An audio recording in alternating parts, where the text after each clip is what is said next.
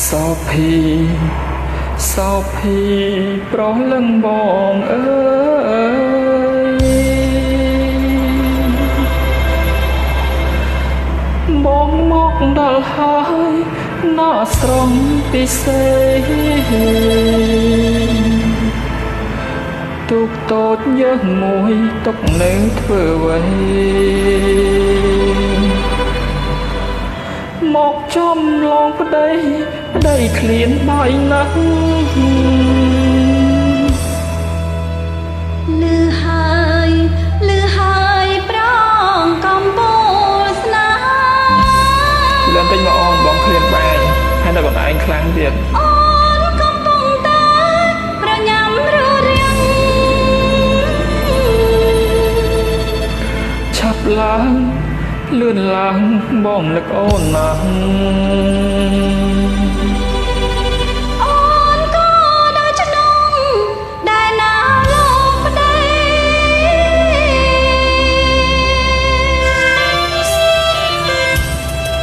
ស្នាងមែនមកប្រពន្ធសាដល់ចេះគេទុកដាក់ប្តីទៀត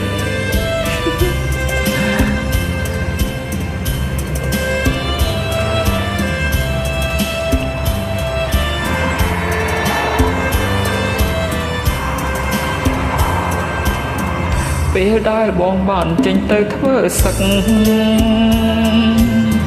ខ្វាំងបាយខ្វាំងទឹកណាស្រង់ពិសេស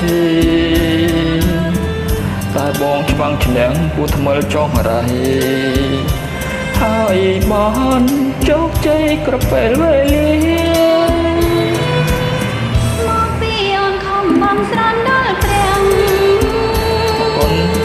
សូមឲ្យបងឈ្នះពូឈ្នះក្រុមគ្រាបើជាយើងឈ្នះនោះទៅសង្ស្នា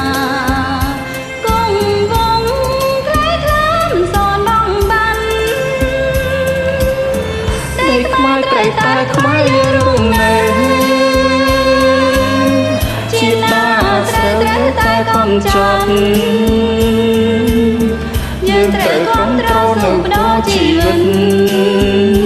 រក្សារាជាណាចក្រខ្មែរអូននឹងបងពេកផ្លេចទាំងអៀនខ្មុំអូននឹងបងនឹងណាមចាំងចិនស្នេហ៍ចំណែកបងវិញនឹកអូននឹងដែរនឹកកូនរកម៉ែណាពើប្រលឹង